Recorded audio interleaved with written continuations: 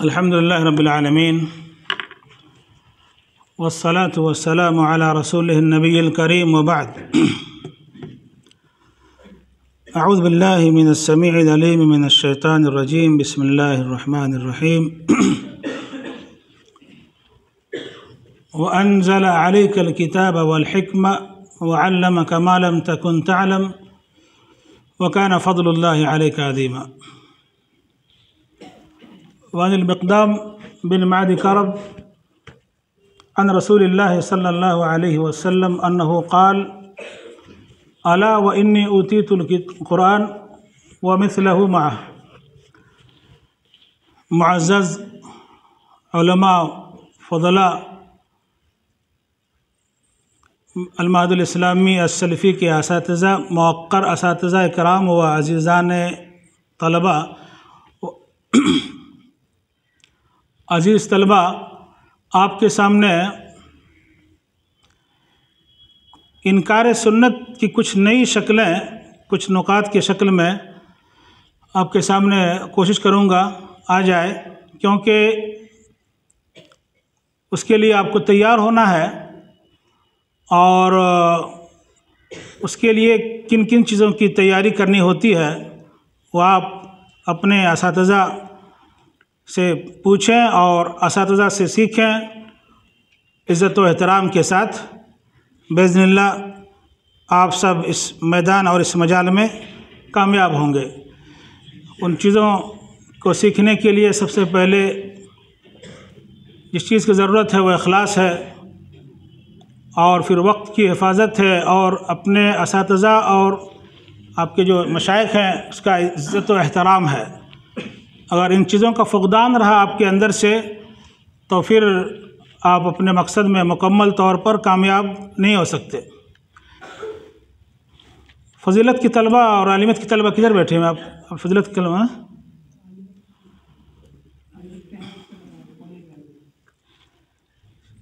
اللہ رب العالمین کا فرمان وَأَنزَلَ اللَّهُ عَلَيْكَ الْكِتَابَ وَالْحِكْمَةَ، اللہ رب العالمین نے آپ صلی اللہ علیہ وسلم پر کتاب اور حکمت نازل کی. یہاں حکمت سے مراد حدیث رسول ہے صلی اللہ علیہ وسلم. اسی طرح جو میں نے ابھی آپ کے سامنے ایک حدیث کا ٹکڑا پڑھا، الا وانی اوتیت القرآن ومثلہ معہ، اللہ کے رسول صلی اللہ علیہ وسلم فرماتے ہیں کہ جس طرح مجھ پر قرآن کی وحی ہوئی ہے ویسے ہی حدیث رسول کی بھی وحی. کل کچھ بات آئی تھی کہ حدیث یہ وحی غیر مطلوع ہے اور قرآن وحی مطلوع ہے. آج آپ کے سامنے کچھ نکات کی شکل میں انکار سنت کی نئی شکلیں جو ہمارے معاشرے میں پنپ رہی ہیں اور جو ہمارے معاشرے میں جنم پا رہی ہیں، ان چیزوں کا میں ذکر کروں نکات کی شکل میں. اور یہ معلوم ہو کہ یہ سنت سے انحراف کی تاریخ بڑی قدیم ہے، اس کی تاریخ بڑی قدیم ہے، بہت قدیم ہے. لوگوں نے عقل کو نقل پر مقدم کیا، اسی طرح منطق و فلسفہ اور جدت پسندی کو سامنے رکھتے ہوئے طرح طرح کی باتیں لوگوں تک پہنچائی. لیکن الحمدللہ اللہ رب العالمین نے قرآن مجید و حدیث رسول کی حفاظت کی ذمہ لی ہے. اِنَّا نَحْنُ نَزَّلْنَا الذِّكْرَ وَإِنَّا لَهُ لَحَافِظُونَ. ذکرہ سے مراد یہاں قرآن بھی ہے اور حدیث بھی ہے. بعد مفسرین نے ذکرہ سے مراد قرآن اور حدیث دونوں مراد لیا ہے. تو نبی کریم صلی اللہ علیہ وسلم کی سنتوں کا انکار، حدیث رسول کا انکار، رسالت کا انکار ہے، شریعت کا انکار ہے، اور پھر وہ شخص اسلام سے خارج ہو جاتا ہے. اللہ رب العالمین نے امت مسلمہ میں بڑے بڑے جہابذہ پیدا کیے، علماء، نبغاء، فضلاء پیدا کیے، ائمہ جرح و تعدیل پیدا کیا، اور سبھوں نے ان تمام گڑھی ہوئی حدیثیں اور ان تمام ضعیف اور موضوع حدیثوں کو الگ کر کے چھانٹ کر کے ہم تک صحیح حدیث، صحیح آپ صلی اللہ علیہ وسلم کے فرمان جو ہیں وہ پہنچائے. اس کے بعد اگر کوئی نئی شکل ایجاد ہو انکار سنت کی تو پھر وہ شخص جو اس کا بانی ہو سکتا ہے یا جو اس طرح محاولے کرتے ہیں وہ اپنے ایمان کا محاسبہ کرے۔ ہمارے معاشرے میں انکار حدیث کی کئی نئی شکلیں ہیں۔ اس میں ایک، اگر طلبہ فضیلت کے طلبہ، عالمیت کے طلبہ ان نکات کو نوٹ کرنا چاہیں تو کر سکتے ہیں۔ انکار سنت کی جدید شکلیں ہیں، اس میں ایک شکل یہ ہے، سنت رسول کو اصول شریعت میں قرآن کریم کے بعد ثانوی درجہ دینا۔ سنت رسول صلی اللہ علیہ وسلم کو اصول شریعت میں قرآن کریم کے بعد ثانوی درجہ دینا۔ استخفاف سنت، جو مختلف شکلیں عصر حاضر میں رونما ہوتی ہیں، حدیث رسول کا مرتبہ اور مقام گھٹانے کی کوشش کی جاتی ہے، اور یہ باور کرایا جاتا ہے کہ اصول شریعت میں قرآن مجید کا درجہ یا اولی درجہ حاصل ہے، اور حدیث رسول کو ثانوی درجہ دے کر لوگوں کو یہ بتاتے ہیں کہ قرآن مجید مقدم ہے اصول شریعت کے معاملے میں، احکام تشریعی کے تعلق سے، جبکہ ایسا نہیں ہے۔ علماء اہل سنت والجماعت اور اسی طرح سلف صالحین سے یہ منقول ہے، اور خود حدیثوں میں یہ موجود ہے، قرآن مجید کی تفاسیر میں آپ پائیں گے کہ اصول شریعت میں حدیث اور قرآن ایک ہے۔ کوئی شخص اگر فرق کرتا ہے تو ایک انکار حدیث کا ایک چور دروازہ ہے اور ایک نئی شکل ہے۔ اسے ہم سبوں کو متنبہ رہنا چاہیے کہ کوئی شخص کہیں قرآن مجید کو حدیث رسول پر اصول شریعت کے معاملے میں، تشریعی معاملات میں مقدم تو نہیں کر رہا ہے۔ اگر ایسا کر رہا ہے تو آپ سمجھیں کہ یہ سنت رسول کے انکار کی ایک شکل ہے۔ دوسری چیز یا دوسری شکل، سنت اور حدیث میں تفریق۔ کل شاید بات آئی تھی خطبے میں، سنت اور حدیث میں تفریق کرنا اور صرف سنت کو حجت قرار دینا، حدیث کو نہیں۔ وہ اس طرح سنت کو صرف حجت قرار دینا، یعنی جو چیز تواتر کے ساتھ ثابت ہے، کئی بار آپ صلی اللہ علیہ وسلم نے اپنی زندگی میں کیا ہو، صحابہ کرام نے کیا ہو، اس کو سنت قرار دینا، اور حدیث یعنی آپ نے اپنی زندگی میں کبھی کبھار ایک بار دو بار آپ نے کیا ہو، اس طرح لوگوں کو باور کرانا کہ سنت حجت ہے جو آپ صلی اللہ علیہ وسلم سے کئی بار یا صحابہ کرام سے بارہا ثابت ہے، اور حدیث جو آپ نے کبھی ایک بار کیا ہو سفر میں یا کبھی حضر میں، تو پھر اس کا انکار کر دینا، یہ انکار سنت کی ایک نئی شکل ہے۔ آپ صلی اللہ علیہ وسلم نے زندگی میں جو کام ایک بار بھی کیا ہے اور ہمیں کرنے کا حکم دیا ہے، وہ ہمارے لیے سنت ہے، اور اس اطاعت کرنا، اس کو ماننا ہمارے پر واجب اور لازم ہے، چاہے آپ نے ایک بار کیا ہو یا اپنی زندگی بھر کیا ہو۔ اگر ایک فرمان یا ایک مرتبہ آپ نے کوئی عمل کیا ہو، جزئی ہو یا کلی ہو، اور ہمیں وہ کرنے کا حکم ملا ہے، تو ہمیں اسی وقت سر تسلیم خم کر دینا ہے۔ اور کوئی شخص سنت رسول اور حدیث میں فرق کرتا ہے، اور تو یہ ایک نئی شکل ہوگی حدیث رسول کے انکار کا۔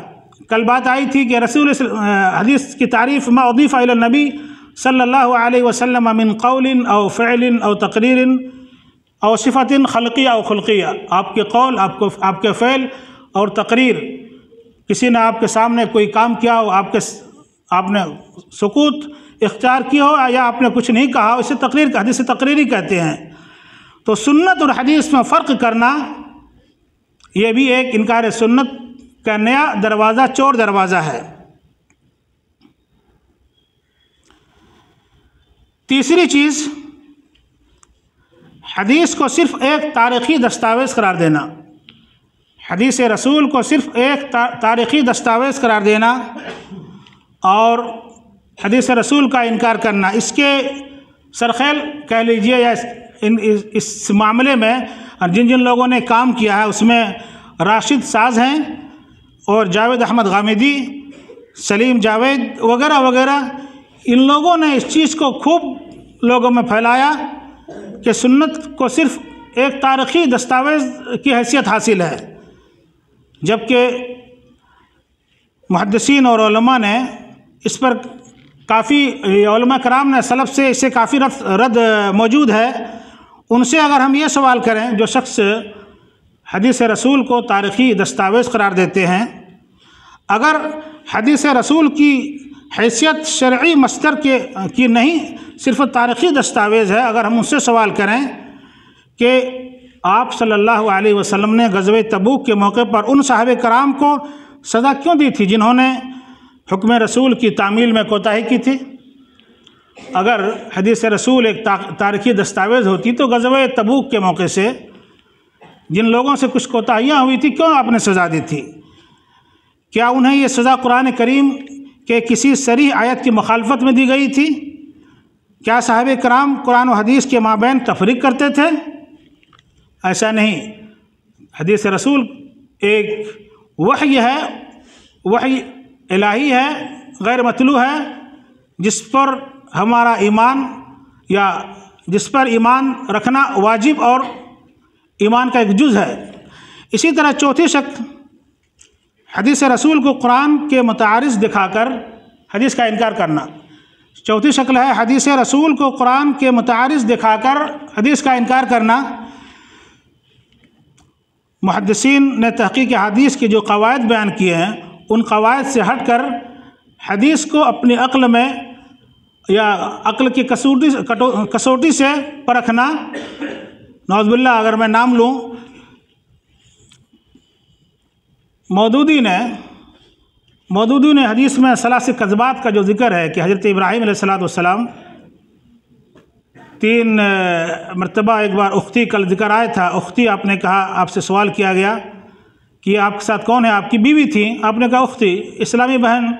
ایک آپ کو جب لوگوں نے کہا کہ ہمارے ساتھ چلیے تو آپ نے کہا انی سقیم، اور وہ تیسرا آپ نے کہا کہ اپنے بڑے معبود سے پوچھ لو ان کے ساتھ کس نے کیا ہے۔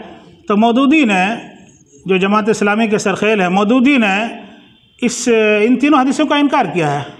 اب اگر کوئی شخص بخاری کے یعنی ایک حدیث یا حدیث کا جز ہی صحیح اگر انکار کرتا ہو تو اس کو منکر سنت کہا جائے، اور اس پر اگر واویلا مچے تو پھر وہ اپنے ایمان کا محاسبہ کرے کہ آیا وہ صحیح معنوں میں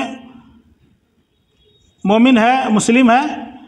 تو مودودی نے کہا کہ یہ حدیث قرآن مجید کی آیت سے ٹکرا رہی ہے، متعارض ہے۔ چوتھی قسم کیا بتایا آپ لوگوں کو؟ حدیث رسول کو قرآن کا متعارض دکھا کر انکار کرنا۔ اور مودودی نے تفہیم میں، ان کی کتاب تفہیم القرآن جو ہے، اس میں سورہ مریم کی جو آیت ہے وَاذْكُرْ فِي الْكِتَابِ ابراہیم إِنَّهُ كَانَ صِدِّيقًا نَبِيًّا، انہوں نے لکھا ہے کہ اللہ رب العالمین نے حضرت ابراہیم علیہ السلام کو صدیق کہا، صدیق، تو پھر یہ کذبات کا کہاں سے ذکر ہوا؟ اس طرح متعارض بتا کر، جبکہ متعارض نہیں، یہ خود ان تینوں واقعات یا تینوں چیزیں قرآن میں ذکر ہیں۔ آپ نے کہا فَنَظَرَ نَظْرَةً فِي النُّجُومِ فَقَالَ إِنِّي سَقِيمٌ، اور قَالَ بَلْ فَعَلَهُ كَبِيرُهُمْ هَذَا فَاسْأَلُوهُمْ إِنْ كَانُوا يَنْطِقُونَ۔ پانچویں شکل حدیث رسول کو باہم متعارض دکھا کر انکار کا راستہ اختیار کرنا۔ چوتھی شکل کیا تھی؟ حدیث رسول اور قرآن کو متعارض دکھانا، اور پانچویں شکل ہے حدیث رسول کو متعارض بتانا۔ اس طرح آپ پڑھتے ہوں گے، آپ کے مشائخ اور اساتذہ بیٹھے ہوئے ہیں، 2 حدیثیں ایسی آتی ہوں گی اور دونوں حدیثیں صحیح ہیں، پھر اس میں تطبیق کی شکل محدثین نے، علماء کرام نے دے رکھی ہے کہ یہ چیز یعنی تطبیق کی شکل نکلتی یا نہیں نکلتی۔ ایک مثال ہے، 2 طرح کی حدیثیں آتی ہیں تشہد میں انگلی کا اشارہ کرنے کے تعلق سے۔ 2 طرح کی حدیثیں آتی ہیں۔ ایک حدیث ہے کہ آپ سے وارد ہے کہ انگلی کو، شہادت کی انگلی کو سیدھی رکھے، اور ایک دوسری روایت میں ہے کہ حرکت دے۔ تو محدثین نے تطبیق دی ہے کہ اگر کوئی شخص اس طرح، ادھر دیکھیں، اس طرح اگر کوئی حرکت دے تو دونوں حدیثوں پہ عمل ہو جا رہا ہے۔ اور بہت ساری حدیثیں ہیں، آپ پڑھتے ہوں گے، اور مزید اپنے اساتذہ سے پوچھیں ادباً اور احتراماً، بہت ساری ایسی حدیثیں ملیں گی جہاں علماء اور محدثین نے تطبیق دی ہے۔ تو اس طرح حدیث کو باہم متعارض بتا کر حدیث رسول کا انکار کرنا یہ بھی ایک انکار سنت کی نئی شکل ہے اور چور دروازہ ہے۔ چوتھی شکل یہ ہے صحابہ کرام کی عدالت پر کلام کرنا، جس کے نتیجے میں پوری ذخیرہ سنت مشکوک ہو جاتی ہے۔ صحابہ کرام کے عدالت میں کلام کرنا جس سے پوری ذخیرہ سنت مشکوک ہو جاتی ہے، کیونکہ تمام احادیث رسول انہی کے طریق سے مروی ہیں، اور یہ آپ اکثر و بیشتر اہل سنت والجماعت یا اہل حدیث اور سلفی منہج سے جڑے ہوئے نہیں ہیں ان کے ہاں پائیں گے، اور خاص کر کے روافض اور شیعہ کے ہاں پائیں گے، جبکہ آپ کو معلوم ہے الصحابی کل معدول کہا گیا ہے۔ اور اسی طرح رضی اللہ عنہم ورضوا عنہ، اللہ ان سے راضی ہیں اور یہ سب اللہ سے راضی ہیں۔ اب ان لوگوں پر اعتراض کرنا اور ان کی عدول پر، ان کی ثقات اور ان کی زندگی پر کلام کرنا یہ بھی ایک انکار سنت کا چور دروازہ ہے، یعنی صحابہ کرام پر یا راوی حدیث پر الزام یا اتہام لگا کر حدیث کو انکار کر بیٹھنا۔ جیسے ابھی کچھ دن پہلے حضرت ابو ہریرہ رضی اللہ تعالیٰ عنہ پر کافی باتیں آئیں اور کافی کچھ لوگوں نے لکھا کہا، اور ان لوگوں نے کچھ حدیثوں کا انکار کیا۔ تو یہ پانچویں شکل، چھٹی شکل، اور ساتویں شکل تجربات کی بنیاد پر حدیث کا انکار کرنا۔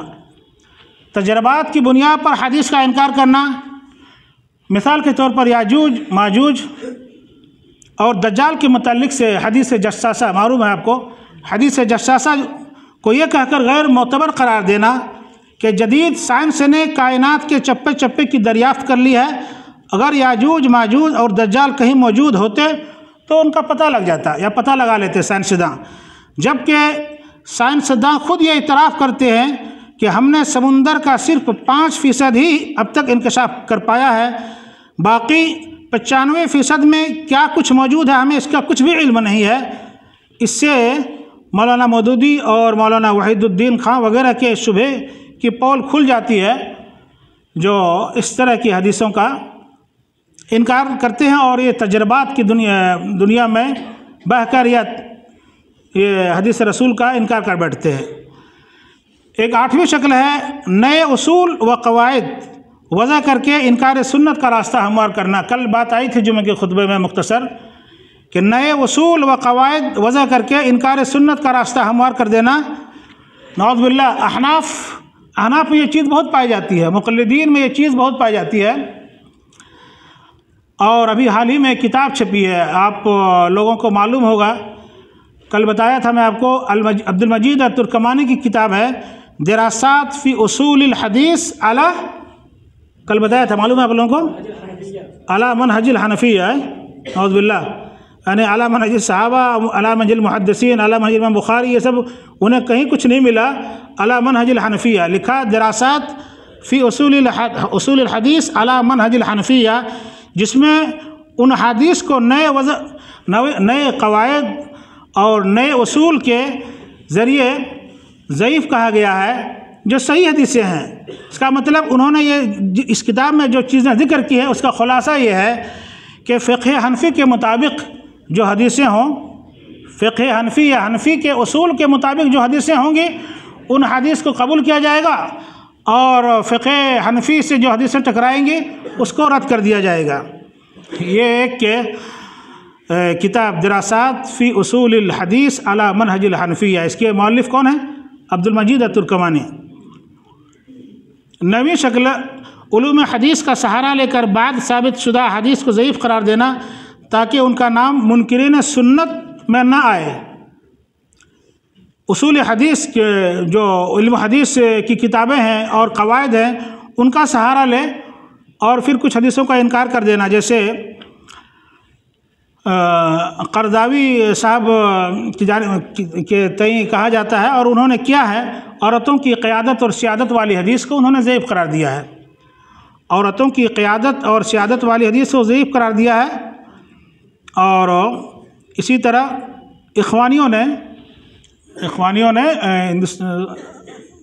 مملکہ میں اخوانی ہیں اور یہاں اپنے ہندوستان میں یہ جماعت اسلامی والے ہیں، اخوانیوں نے صحیح مسلم کی اطاعت ولی الامر والی حدیث کو ضعیف قرار دیا۔ اسی طرح محمود سعید محمود نے علامہ البانی رحمۃ اللہ علیہ کی رد میں اپنی کتابوں میں یہی طرز اور یہی طریقہ اختیار کیا ہے، یعنی علوم حدیث کا سہارا لے کر حدیثوں کا انکار کرنا۔ 10ویں شکل انکار حدیث کی 10ویں شکل عقل کی کسوٹی پر پورا نہ اترنے کی بنا پر صحیح حدیث کا انکار کر دینا۔ اس کی لمبی فہرست ہے۔ عقل کی کسوٹی پر پورا نہ اترنے پر صحیح حدیث کو انکار کر دینا بڑی لمبی فہرست ہے۔ مثلا معاصرین میں سر سید احمد خان اس میدان کے سرخیل شمار کیے جاتے ہیں۔ بے شمار ثوابت اور اصول ایمان کو انہوں نے صرف اس بنا پر انکار کر دیا کہ وہ عقل کی کسوٹی پر نہیں اترے، اگرچہ ان کی دلیلیں قرآن کی آیات اور صحیحین کی حدیث میں موجود ہو۔ مثلا فرشتوں کا انکار کرنا، شجرہ شفاعت کا انکار کرنا، پل صراط کا انکار کرنا، جنت و جہنم کا انکار کرنا، عذاب قبر کا انکار کرنا، امام مہدی کا انکار کرنا، موجودہ شق قمر کا انکار کرنا، یعنی یہ عقل میں بات نہیں آتی ہے کہ نبی کریم اس زمین پہ کھڑے ہوں اور انگلی کا اشارہ کرے اور چاند پھٹ جائے، ان کی سمجھ میں نہیں آئی، ان حدیثوں کا انکار کر دیا، نعوذ باللہ۔ اور آپ صلی اللہ علیہ وسلم کے معجزات کا بھی انکار کرنا، یہ وہ مسائل ہیں جن پر سلف صالحین کا اجماع ہے، ائمہ محدثین کا اجماع ہے، لیکن ان کو نہیں سمجھ میں آئی، عقل کی کسوٹی پہ ان کو یہ حدیثیں ضعیف لگیں، انکار کر بیٹھے۔ 11ویں شکل احادیث کی تصحیح کو محدثین کا محض اجتہاد اور زعم قرار دینا۔ 11ویں شکل یہ ہے کہ احادیث کی تصحیح کو محدثین کا محض اجتہاد اور زعم قرار دینا۔ ہندوستان میں شبلی نعمانی کا نام آپ لوگوں نے سنا ہے، جن کو لوگ علامہ لکھتے ہیں، علامہ تھے، ممکن ادب کے میدان میں علامہ ہو اور اردو زبان کے میدان میں، اور علامہ لکھتے ہیں۔ علامہ شبلی نعمانی نے انکار سنت کے اس طریقے کو خوب اپنی کتاب میں ذکر کیا ہے۔ ایک اقتباس پیش کرتا ہوں۔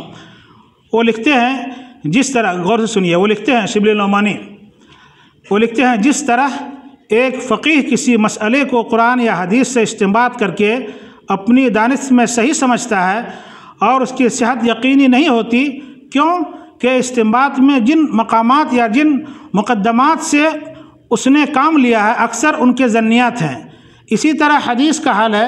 کسی حدیث کو صحیح کہنا محدثین یا محدث کے ظنیات و اجتہادات پر مبنی ہے۔ ایک محدث یا چند محدثین نے کسی حدیث کو اگر صحیح کہا ہے تو دوسرا شخص اس کی صحت قبول نہیں کرتا یا تسلیم نہیں کرتا، تو وہ صرف اس گناہ کا مجرم ہے کہ اس محدث یا محدثین کے اصول تحقیق، قواعد استنباط، طریق روایت، غرض ان کے اجتہادات اور مضمومات کا مخالف ہے۔ یہ شبلی نعمانی نے لکھا ہے، یعنی حدیث کی تصحیح محدثین کا محض اجتہاد، نعوذ باللہ۔ یہ بھی ایک انکار سنت کا چور دروازہ یا ایک نئی شکل ہے۔ 12ویں شکل قیاس کے مخالف ہونے کی بنا پر احادیث کو قابل حجت نہ ماننا۔ 12ویں شکل ہے قیاس کے مخالف ہونے کی بنا پر احادیث رسول کو قابل حجت نہ ماننا۔ یہ بھی مقلدین کے یہاں پائی جاتی ہے۔ مقلدین حناف کے یہاں یہ بیماری بہت عام ہے۔ دراصل یہ باطل فکر قدیم زمانے سے موجود ہے۔ زمانہ قدیم میں معتزلہ نے ایک ایسی بدعت ایجاد کی تھی جو ان سے پہلے امت کے اندر موجود نہ تھی، وہ ہے قیاس کے مخالف ہونے کی صورت میں بعض صحابہ کرام کی روایتوں کو یہ کہہ کر رد کر دینا کہ وہ فقیہ نہیں تھے۔ جیسے حضرت ابو رضی اللہ تعالیٰ عنہ کے بارے میں کہا جاتا ہے، حنفی کہتے ہیں کہ حضرت ابو رضی اللہ تعالیٰ عنہ فقیہ نہیں تھے، نعوذ باللہ، اور جبکہ یہ ہے کہ ہر محدثین فقیہ تھے اور ہر فقیہ محدث نہیں تھے۔ تو اس طرح کوئی شخص اگر قیاس کے مخالف ہونے کی بنا پر احادیث کو قابل حجت نہ مانتا ہے تو یہ بھی ایک انکار سنت کا چور دروازہ ہے اور انکار سنت کی ایک نئی شکل ہے۔ اس کے موجد قاضی عیسیٰ بن ابان المعتزلی ہیں۔ उन लोगों से मुतज़िला से फिर इन मुक़ल्लिदों ने, हनफियों ने लिया। 13वीं शक्ल ये है, वक्त ख़त्म हो चला है, 1 बजे अज़ान होगी। 13वीं शक्ल ये है, आखिरी शक्ल, वो वैसे बहुत अक़साम है, आखिरी शक्ल ये है अपनी तरफ से हदीस गढ़ कर रसूल करीम सल्लल्लाहु अलैहि वसल्लम यानी मनसूब करना। अगरचे ये इनकार सुन्नत में दाखिल नहीं है, कोई शख्स अगर हदीस गढ़ कर रसूल करीम की जानिब मनसूब करे तो ये इनकार सुन्नत में दाखिल नहीं है, लेकिन इनकार सुन्नत से जो फितने होते हैं वही फितना गढ़ी हुई हदीस से भी होने का ख़दशा होता है, इसलिए यह भी एक इनकार सुन्नत का चोर दरवाज़ा है। अब 1 मिनट में कुछ हमारे हिंदुस्तान में या बर्र सग़ीर में जो एक बड़ी लिस्ट है मुनकिरीन सुन्नत की, उन लोगों का नाम बताता हूँ मैं, मुमकिन हो किसी को कुछ तल्ख़ लगे, मादरत चाहूँगा। मिर्ज़ा ग़ुलाम अहमद क़ादियानी, सर सैयद अहमद ख़ां, चिराग अली, अब्दुल्ला चकरालवी, मुहिबुल हक़ अदीम आबादी, नज़ीर अहमद दहलवी, अहमद दीन अमृतसरी, इनायतुल्लाह मशरक़ी, क़ादी मोहम्मद शफ़ी, असलम जिराजपुरी, ग़ुलाम अहमद परवेज़, शिबली नौमानी और इसी तरह अल्लामा इक़बाल वो भी शामिल है, हमीदुद्दीन फ़राही, अमीन अहसन इस्लाही, अबुल आला मदूदी, कारी हनीफ डार, राशिद साद और जावेद अहमद गामिदी वगैरह वगैरह, बड़ी लंबी फ़हरिस्त है। जिन लोगों ने हदीस को कुल्ली तौर पर या जुज़वी तौर पर इनकार किया है, और ये सारे चोर दरवाज़े आपके हिंदुस्तान में मौजूद हैं, पाए जाते हैं। अब इन चोर दरवाज़ों को आप कैसे समझेंगे और कैसे मुकाबला करेंगे? आप इसकी तैयारी करेंगे और ये मजाल आपके लिए या ये मैदान आपके मुंतज़िर हैं। इन लोगों की इन लोगों के चोर दरवाज़े को समझें और खूब मेहनत करें और अपने असातिज़ा के साथ इज़्ज़त व एहतराम से पूछें कौन सी किताब इस फ़न में हमारे लिए मुफीद होगी। अगर आपको ये शिकायत है कि हमारे असातिज़ा या हमारे मुअल्लिमीन जो हैं ताउन नहीं करता, किसी एक तालिब से कल मिले, मुझसे बात हुई तो कुछ ऐसी बात कर रहे थे कि कुछ दूसरी किताब या कोई चीज़ पूछते हैं तो जल्दी अरे वो टाइम हम नहीं देते हैं। तो मैं समझता हूँ कि आप अदबन और एहतरामन उनसे टाइम लीजिए, पहले वक्त लीजिए कि शेख आपसे मुझे 10 मिनट या आधा घंटा चाहिए, किस वक्त फ़ुर्सत में है, किस दिन फ़ुर्सत में, अभी हम जामिया इस्लामिया से आए हैं, वैसे होता है फ़ौरन उसी वक्त आप कहेंगे कि शेख ये बताइए और ये अभी ज़रूरत है, तो वहाँ भी हमें टाइम नहीं मिलता था। अभी कल 2-3 महीना पहले टाइम देते कि अगर हम यौमुल अहद या यौमुल सब्त को फ़ोन कर देते ठीक है, यौमुल अरबिया को आओ, बुध को आओ, या जुम्मे को हरम में मिलो या फ़लाँ जगह मिलो। तो एक अदब है, अपने असातिज़ा से मिलिए और उनसे टाइम लीजिए, वक्त लीजिए कि शेख आपसे हमें आधे घंटा इस मामले में कुछ बातें करनी है और कुछ सीखना है आपसे।